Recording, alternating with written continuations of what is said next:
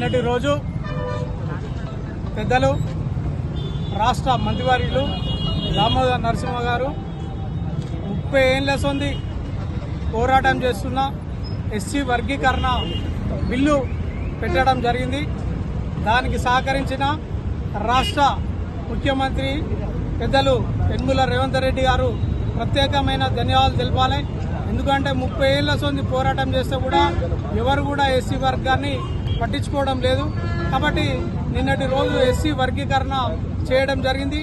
దాని 3 అంచెలుగా ఒకటి ఫస్ట్, తర్వాత 2, తర్వాత 3 అనే భావంతో మొత్తం జనాభా ప్రతిపాదన బట్టి ఇలా ఫస్ట్ ప్రాధాన్యత విద్య, ఆర్థికంగా వెనుకబడ్డ వారికి 3000 చిల్లర ఉన్న వారికి ఫస్ట్ ప్రాధాన్యత ఇచ్చి ఒకటి ఇచ్చి రెండవ ప్రాధాన్యత ఇలా 62 లక్షల మందికి 62 లక్షల పైచీలకు ఉన్న వారికి ఇలా 9% ఇచ్చి ఇలా 33% ఉన్న వారికి 5% ఇచ్చి 15% ఉన్న వాళ్ళని విభజించి ఎస్సీ వర్గాన్ని చేయడం అనేది చాలా సంతోషకరమైన విషయం.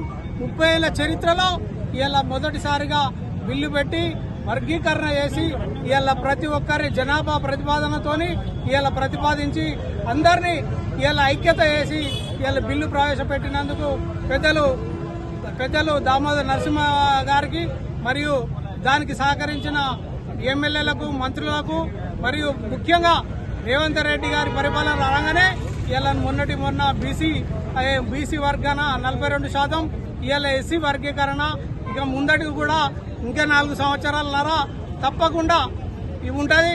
రాబోయే కాలం కూడా ఇక వేరే పార్టీ లేవు, తప్పకుండా కాంగ్రెస్ పార్టీ ఉంటుంది, ముఖ్యమంత్రి రేవంత్ రెడ్డి గారే ఉంటారు అని కూడా నేను మనవి చేయొచ్చు.